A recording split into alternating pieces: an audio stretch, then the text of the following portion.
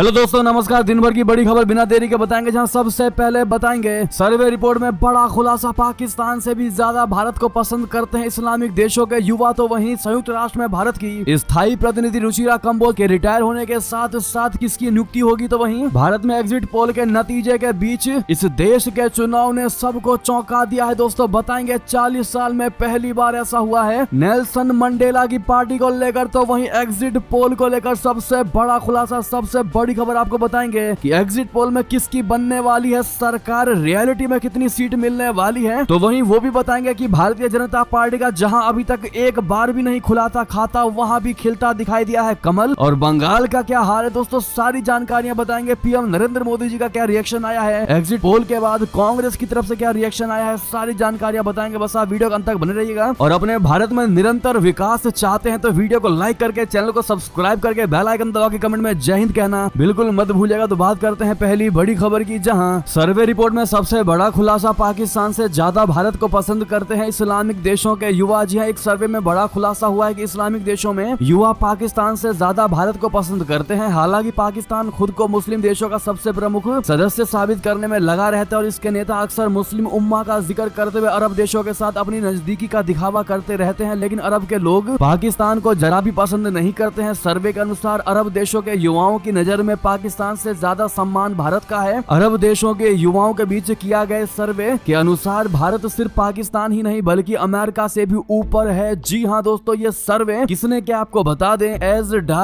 BCW के द्वारा 2023 में कराए गए अरब यूथ सर्वे के आंकड़ों के अनुसार इन देशों का युवा भारत को अपने सहयोगी के रूप में देखते हैं। सर्वे में युवाओं से देश का नाम बताकर पूछा गया कि क्या वे उसे अपने सहयोगी के रूप में देखते हैं कि नहीं। तो पाकिस्तान का नाम आने पर 69% युवाओं ने उसे सहयोगी माना, जबकि अमेरिका को 72% ने अपना सहयोगी स्वीकार किया। तो वहीं सर्वे में जब भारत का नाम लिया गया तो 73% ने नई दिल्ली को सहयोगी बताया। हालांकि इस लिस्ट में सबसे टॉप पर तुर्की है, जिसे 82% युवा अपने मजबूत सहयोगी के रूप में देखता है। तो वहीं अमेरिका और पाकिस्तान से सबसे ऊपर भारत है उनकी लिस्ट में, जिसको वो सबसे अपना सहयोगी देखते हैं। जी हाँ, यानी पाकिस्तान को भी दुकार दिया है अरब देशों के लोगों ने। ये खबर अहम थी, आपको बताना जरूरी था। तो वहीं आपको बता दें, संयुक्त राष्ट्र में भारत की स्थायी प्रतिनिधि रुचिरा कंबोज हुई रिटायर, नई नियुक्ति का ऐलान अभी तक नहीं। जी हां, संयुक्त राष्ट्र में भारत की परमानेंट प्रतिनिधि रुचिरा कंबोज ने शनिवार को बताया कि 35 वर्ष से अधिक के शानदार करियर के बाद वो सेवानिवृत्त हो गई हैं। वैश्विक संस्था में भारत की राजदूत के रूप में इस प्रतिष्ठित पद पर आसीन होने वाली पहली महिला राजनयिक कंबोज 1987 में भारतीय विदेश सेवा में शामिल हुई थी। उन्होंने सोशल मीडिया पर यह जानकारी दी। अब ऐसे में इनके रिटायर होने पर दोस्तों आपकी क्या राय है दोस्तों, और आप क्या कहना चाहेंगे, इनको कमेंट में लिखकर जरूर कहिएगा। तो वहीं आपको बता दें, जहां पर अरुणाचल प्रदेश और सिक्किम में किसकी बनेगी सरकार, आज आ रहे हैं विधानसभा चुनाव के नतीजे। जी हां, अरुणाचल प्रदेश और सिक्किम विधानसभा चुनावों में के मतदान की गिनती रविवार को होनी जा रही है। अरुणाचल में 50 विधानसभा सीटों पर हुए चुनाव में 133 उम्मीदवारों की किस्मत का फैसला ईवीएम में कैद हुआ है। सत्तारूढ़ बीजेपी ने 60 सदस्यीय विधानसभा में पहले ही 10 सीटें निर्विरोध जीत ली हैं। बीजेपी ने 2019 में 41 सीटें जीती थी। तो वहीं 32 विधान सभी सीटों वाले सूबे सिक्किम में सत्तारूढ़ सिक्किम क्रांतिकारी मोर्चा यानी SKM को लगातार दूसरी बार जीत की उम्मीद है और विपक्षी SDF उसे सत्ता से बेदखल करना चाहती है। आपको बता दें, इसके नतीजे आज दोपहर तक आ जाएंगे और दोपहर के बाद जो भी कोई वीडियो को देख रहा हो कमेंट में जरूर लिखकर बताइएगा किसकी हुई जीत। तो वहीं आप अनुमान भी लगा सकते हैं। तो वही आपको बता दें, दक्षिण अफ्रीका के चुनाव में भारी उलटफेर, नेल्सन मंडेला की पार्टी ने खोया बहुमत, सिरिल रामाफोसा को लगा तगड़ा झटका। जी हाँ, 30 साल में पहली बार ऐसा देखने को मिला है। जी हाँ, दक्षिण अफ्रीका में ऐतिहासिक चुनाव के परिणाम में अफ्रीकन नेशनल कांग्रेस को संसद में बहुमत नहीं मिला। दक्षिण अफ्रीका को रंग भेद से मुक्त कराने वाली ANC पार्टी ने इस तरह 30 साल में पहली बार बहुमत गंवा दिया। बुधवार को हुए चुनाव के लिए लगभग 99% मतगणना हो चुकी है और सत्तारूढ़ ANC को 40% से अधिक मत मिले हैं, जो बहुमत से कम है। राष्ट्रपति सिरिल रामाफोसा के नेतृत्व वाली ANC ने 30 साल पहले 1994 में नेल्सन मंडेला के निर्वाचित होने के बाद पहली बार अपना बहुमत खोया है। जी हाँ, तो वही बता दे, हिंदुस्तान आकर कब्जा कर ले। जी हाँ, पाकिस्तान ने माना POK उसका नहीं तो भड़क गए पाकिस्तानी, कहने लगे हिंदुस्तान आकर अब कब्जा कर ले। कश्मीरी भी जान गए इसकी हकीकत। दरअसल जैसा कि हमने आपको पहले बताया दोस्तों, पाकिस्तान की सरकार ने अब मान चुकी है कि कब्जे वाला कश्मीर POK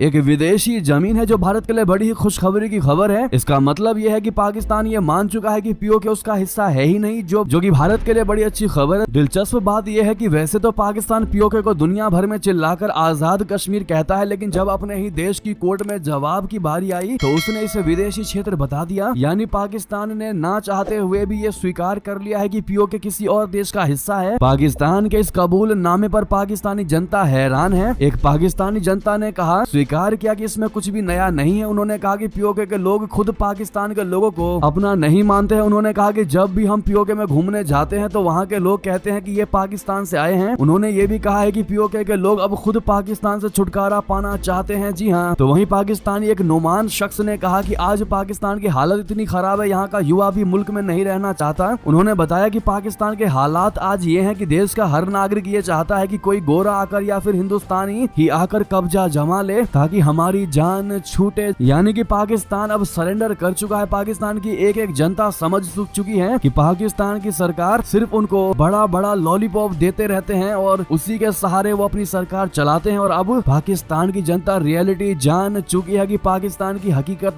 क्या है। ऐसे में आपकी क्या राय है, तो वही आपको बता दें। इस्लामाबाद में 2 भारतीयों को राजनयिक पहुंच नहीं दे रहा है। पाकिस्तान विदेश मंत्रालय ने कही ये बात। दरअसल पाकिस्तान 2 भारतीय नागरिकों को राजनयिक पहुंच देने संबंधित सूचना देने से इनकार कर रहा है। बता दें कि पाकिस्तानी सुरक्षा एजेंसियों ने जासूसी के आरोप में 2 भारतीयों को गिरफ्तार किया था। इन दोनों भारतीय नागरिकों को राजनयिक पहुंच यानी कंसुलर एक्सेस प्रदान करने से संबंधित जानकारी साझा करने से शुक्रवार को पाकिस्तान ने इनकार कर दिया और कहा कि समय समय पर इस तरह की सुविधा प्रदान की जा रही है। पाकिस्तान विदेश मंत्रालय की प्रवक्ता मुमताज जहरा बलोच से साप्ताहिक ब्रीफिंग में गिलगित बाल्टिस्तान में कथित जासूसी के आरोप में गिरफ्तार किए गए 2 भारतीयों को कथित रूप से राजनयिक पहुंच प्रदान करने से संबंधित जानकारी के बारे में पूछा गया था। उन्होंने जवाब देते हुए कहा, मैं इस बारे में ज्यादा जानकारी साझा नहीं करूंगी। तो वहीं आपको बता दें, भारत ने चेतायत एक्शन में आई श्रीलंका की पुलिस। ISIS का हैंडलर हुआ गिरफ्तार। जी हाँ, श्रीलंका की पुलिस ने प्रतिबंधित इस्लामिक स्टेट ISIS आतंकी संगठन के साथ कथित संबंधों के कारण भारत में अहमदाबाद हवाई अड्डे से गिरफ्तार किए गए 4 श्रीलंकाई नागरिकों के संदिग्ध आका यानी हैंडलर को गिरफ्तार कर लिया है। डेली मिरर पोर्टल ने बताया है कि कोलंबो में आपराधिक जांच विभाग ने गेरार्ड पुष्पराज उस्मान को गिरफ्तार किया है। श्रीलंकाई पुलिस ने उसकी गिरफ्तारी में मददगार साबित होने वाली विश्वसनीय जानकारी देने वाले को 20 लाख रुपए नकद इनाम देने की घोषणा की थी। जी हाँ, तो वहीं बता दे ताइवान की स्वतंत्रता यानी युद्ध। जी हाँ, चीनी सेना की खुलेआम ये कहते हुए धमकी। दरअसल चीन की PLA आर्मी के लेफ्टिनेंट जनरल जिंग जियान फेंग ने ताइवान को खुलेआम धमकी दी है। उन्होंने कहा कि चीनी पीपुल्स लिबरेशन आर्मी यानी PLA ताइवान को कभी भी स्वतंत्र और अलग होने नहीं देगी। लेफ्टिनेंट जनरल ने कहा कि ताइवान की स्वतंत्रता का अर्थ है युद्ध। लेफ्टिनेंट जनरल जिंग जियान फेंग ने यह बात शनिवार को सिंगापुर में कही। उन्होंने कहा कि PLA ताइवान को कभी भी चीन से अलग नहीं होने देगा। ताइवान की स्वतंत्रता का मतलब युद्ध है। जी हाँ दोस्तों, तो वहीं बता दें, खतरनाक दर से हथियार बना रहा उत्तर कोरिया। रशिया चीन दे रहे हैं उसका साथ। UNSC में इस बात को लेकर मच गया बवाल। जी हाँ, संयुक्त राष्ट्र सुरक्षा परिषद यानी UNSC ने हाल ही में उत्तर कोरिया द्वारा सैन्य जासूसी सैटेलाइट प्रक्षेपित करने के असफल प्रयास पर तत्काल बैठक बुलाई थी, लेकिन इस बैठक का नतीजा वैसा नहीं निकला जैसा कि UNSC को उम्मीद थी। इसके सदस्य देश इस मुद्दे पर बटे दिखाई दिए। अमेरिका और उसके सहयोगी देश जापान व दक्षिण कोरिया किम जोंग उनकी कार्रवाई को लेकर चीन और रशिया के साथ भिड़ गए। जी हाँ, अमेरिका और उसके सहयोगियों ने संयुक्त राष्ट्र सुरक्षा परिषद के प्रस्तावों की अवहेलना करते हुए सैटेलाइट ले जाने वाले रॉकेट को प्रक्षेपित करने के प्रयास के लिए उत्तर कोरिया की आलोचना की, जबकि रशिया और चीन ने उत्तर कोरिया की कार्रवाई का बचाव किया। Democratic People's Republic of Korea को परमाणु बम बनाने से रोकने के लिए भी बैठक बुलाई गई थी। जी हाँ दोस्तों, तो वहीं आपको बता दें, पर्यटक इंडेक्स में हैरान करने वाली है पाकिस्तान की रैंकिंग। भारत किस नंबर पर? दरअसल विश्व आर्थिक मंच यानी WEF ने हाल में ही अपना travel and tourism development index यानी TTDI जारी किया है, जिसमें पाकिस्तान को बेहद खराब रैंकिंग मिली है। यात्रा और पर्यटन के लिहाज से सबसे लोकप्रिय 119 देशों की लिस्ट में पाकिस्तान की रैंकिंग 101 है, जबकि इस लिस्ट में भारत के पड़ोसी देश नेपाल और बांग्लादेश की रैंकिंग 105 और 109 रिस्पेक्टिवली। इंडेक्स में भारत की रैंकिंग 39वीं और श्रीलंका 76वें स्थान पर है। यानी भारत वाकई में अपने पड़ोसियों से बहुत आगे निकल चुका है पर्यटक के मामले में भी। तो वहीं बता दें, भारत के साथ सहयोग को और मजबूत करेंगे। नई दिल्ली को दोस्त बता बोले फिलीपींस के राष्ट्रपति। फिलीपींस के राष्ट्रपति मार्कोस जूनियर शनिवार को मनीला में International Institute for Strategic Studies Shangri La Dialogue के 21वें संस्करण के लिए मुख्य भाषण देने वाले फिलीपींस के पहले नेता बन गए। उन्होंने कहा कि आसियान के लिए फिलीपींस की प्रतिबद्धता इसकी विदेश नीति का एक मुख्य तत्व बनी रहेगी। मार्कोस ने भारत को अपना दोस्त बताते हुए कहा कि मनीला नई दिल्ली के साथ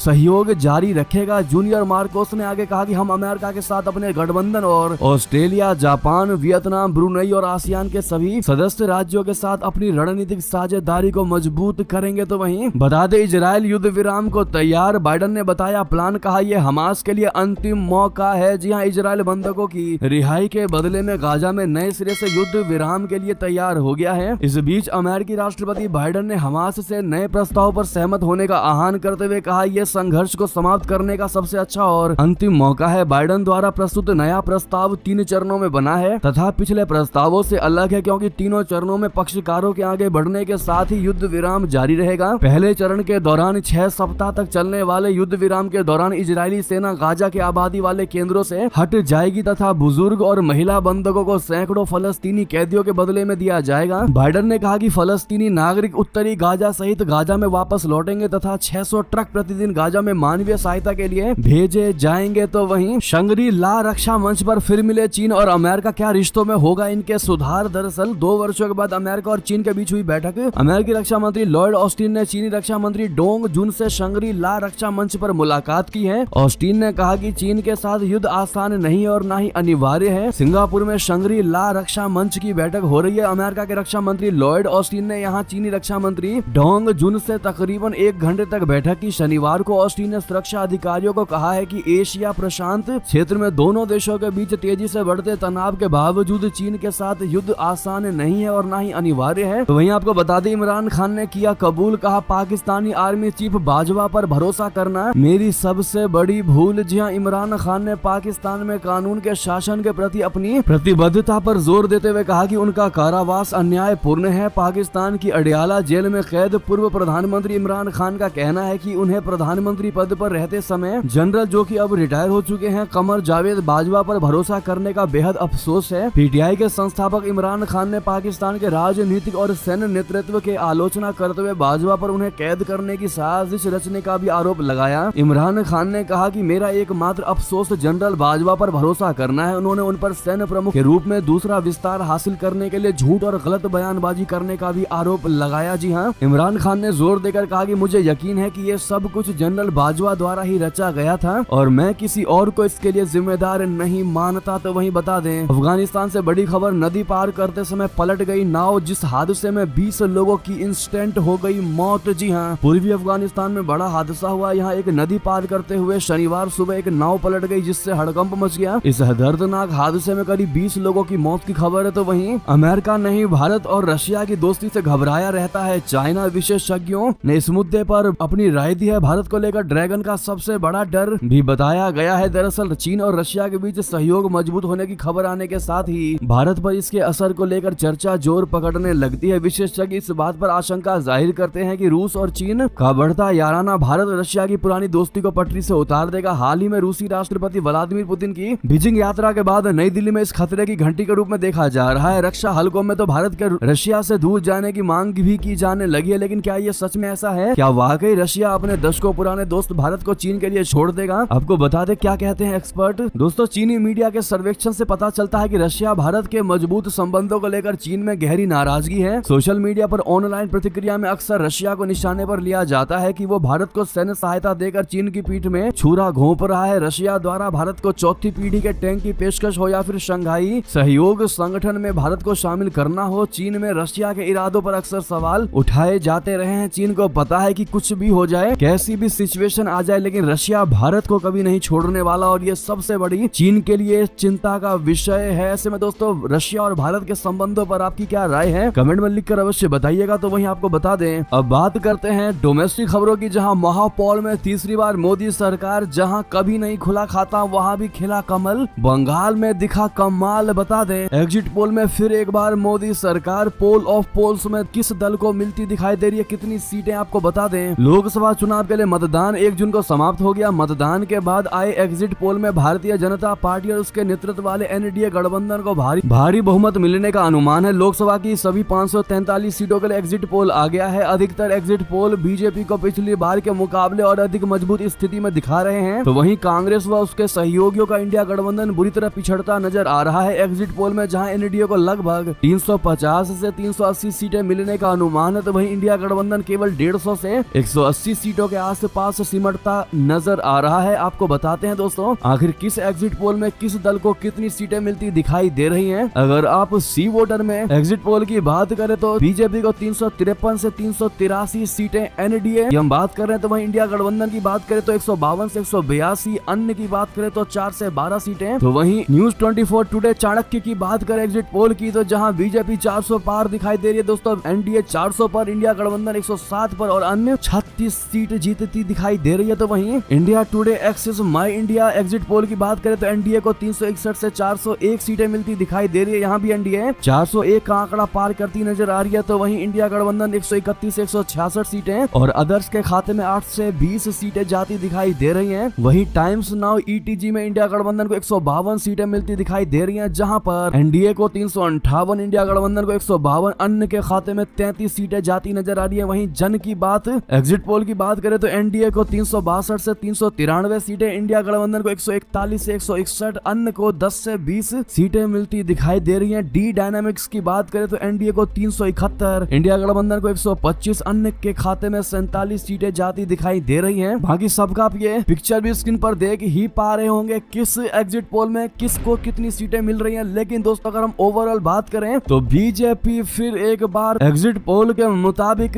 सरकार बनाती दिखाई दे रही है। जी हां, फिर एक बार कांग्रेस पार्टी हाथ मलती नजर आ रही है। इन एग्जिट पोल के आंकड़े को अगर देखें तो इनके एवरेज निकालें तो इंडिया गठबंधन फिर एक बार निराश होता नजर आने वाला है। जी हां दोस्तों, आपको बता दें बीजेपी का वहां पे भी खाता खुलता नजर आ रहा है जहां पर कभी भी कमल नहीं खिला। दरअसल इस बार बीजेपी दक्षिण भारत के उन राज्यों में शानदार प्रदर्शन करती दिखाई दे रही है जहां एक समय उसका खाता तक नहीं खुलता था। तमिलनाडु, केरल जैसे राज्यों में बीजेपी खाता खोल सकती है। इसके अलावा पश्चिम बंगाल में बीजेपी सिंगल लार्जेस्ट पार्टी बन सकती है। जी हाँ, तमाम एग्जिट पोल्स में पश्चिम बंगाल में बीजेपी को बड़ी बढ़त दिखाई दे रही है। एक्सिस माई इंडिया के अनुसार पश्चिम बंगाल में बीजेपी को 26 से 31 सीटें जीत सकती है, जबकि ममता बनर्जी की टीएमसी को सिर्फ 11 से 14 सीटें मिलने का अनुमान है। टुडेज चाणक्य की बात करें तो उसने भी पश्चिम बंगाल में बीजेपी को सबसे बड़ी पार्टी बताया है। उसने राज्य में बीजेपी को 24 सीटें जीतते हुए दिखाया है दोस्तों। तो वहीं तृणमूल कांग्रेस को 17 सीटें जीतने का अनुमान है। दक्षिण में भी बीजेपी को करारा फायदा मिलता नजर आ रहा है। जी हाँ, अब ऐसे में आपकी राय तो बनती है दोस्तों, इस एग्जिट पोल को लेकर आपकी क्या राय है? क्या वाकई में बीजेपी सरकार बनाने जा रही है? क्या फिर एक बार इंडिया गठबंधन हाथ मलती नजर आएगी और सारे के सारे दल बैठकर शोक मनाएंगे? क्या है आपकी इस पर निजी राय दोस्तों? हम आपकी राय जानना चाहते हैं, कमेंट में लिखकर अवश्य बताइएगा। क्या एग्जिट पोल के आंकड़े क्या रियल पोल के आंकड़े से मैच करेंगे? क्या 4 जून को भी यही आंकड़े आने वाले हैं? क्या है आपकी राय दोस्तों, बताइएगा जरूर। तो वहीं आपको बता दें, जैसे ही एग्जिट पोल के आंकड़े आए हैं इसके बाद विपक्ष पूरे तरीके से बौखला उठा है। उनके अंदर गुस्सा देखने को मिला है दोस्तों। जी हाँ, हम ऐसे ही आपको नहीं कह रहे। दरअसल नई दिल्ली से आम आदमी पार्टी को उम्मीदवार सोमनाथ भारती ने कहा, अगर मोदी तीसरी बार भी प्रधानमंत्री बने तो मैं सिर को मुंडवा लूंगा। जी हाँ, आम आदमी पार्टी के नई दिल्ली लोकसभा सीट से उम्मीदवार सोमनाथ भारती ने दावा किया है एग्जिट पोल को देखते हुए कि अगर नरेंद्र मोदी तीसरी बार प्रधानमंत्री बने तो वो अपना सिर मुंडवा लेंगे। उन्होंने कहा कि 4 जून को सभी एग्जिट पोल गलत साबित होने वाले हैं। सोमनाथ भारती ने सोशल मीडिया प्लेटफॉर्म एक्स पर लिखा कि मैं अपना सिर मुंडवा लूंगा अगर मिस्टर मोदी तीसरी बार प्रधानमंत्री बने तो। जी हाँ, मेरे शब्दों को लिख कर रख लो।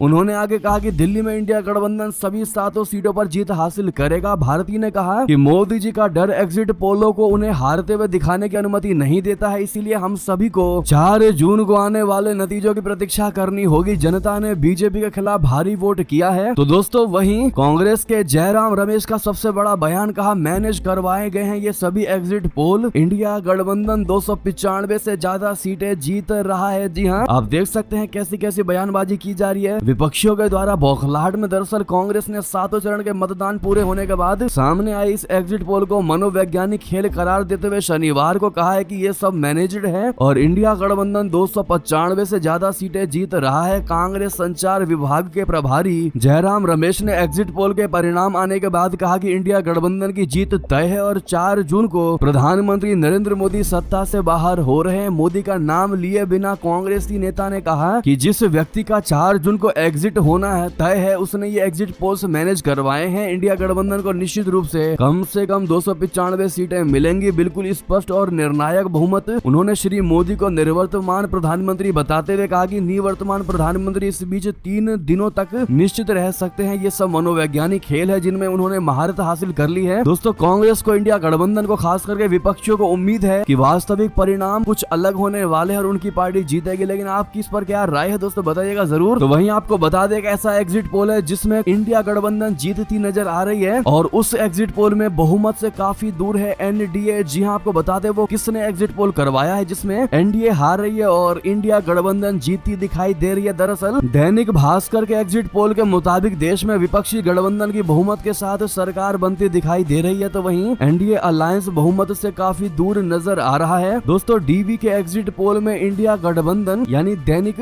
भास्कर के एग्जिट पोल में इंडिया गठबंधन को 255 से 290 सीटें मिलती दिखाई दे रही हैं, जबकि एनडीए को 207 से 241 सीटें मिलने का अनुमान लगाया गया है। इस एग्जिट पोल में अन्य के खाते में 29 से 51 सीटें रखी गई हैं। जी हाँ दोस्तों, दैनिक भास्कर के एग्जिट में विपक्षी गठबंधन को केरल, कर्नाटक, बिहार, महाराष्ट्र और तमिलनाडु में जबरदस्त फायदा मिलता हुआ दिखाया गया है। इन राज्यों का अगर बात करें तो तमिलनाडु की 39 सीटों में से इंडिया गठबंधन को 37 से 39 सीटें मिलती दिखाई दे रही है, तो वहीं एनडीए को 0 से 1 सीट और एआईडीएमके को भी 0 से 1 सीटें मिलती दिखाई दे रही है। बिहार और महाराष्ट्र में भी एनडीए को तगड़ा झटका दिखाया गया है, लेकिन 6 से 7 एग्जिट पोल में या यूं कह ले कि सारे की सारे समाचार एजेंसीज के एग्जिट पोल में बीजेपी एनडीए गठबंधन जीती नजर आ रही है, जबकि ये सिंगल ऐसा एग्जिट पोल है जिसमें एनडीए हार रही है और इंडिया गठबंधन जीता नजर आ रहा है। लेकिन दोस्तों इस पर आपकी क्या राय है दैनिक भास्कर के इस एग्जिट पोल पर जरूर बताइएगा कमेंट में लिखकर। तो वहीं आपको बता दें, एग्जिट पोल के नतीजों से खुश हुए प्रधानमंत्री नरेंद्र मोदी जी, बताया क्यों हार रही है इंडी गठबंधन। बीजेपी कार्यकर्ताओं को लेकर भी कही ये बात। दरअसल प्रधानमंत्री मोदी जी ने कहा, मैं विश्वास के साथ कह सकता हूं कि भारत के लोगों ने एनडीए सरकार को दोबारा चुनने के लिए रिकॉर्ड संख्या में मतदान किया है। उन्होंने हमारा ट्रैक रिकॉर्ड देखा है और जिस तरह से हमारे कामों ने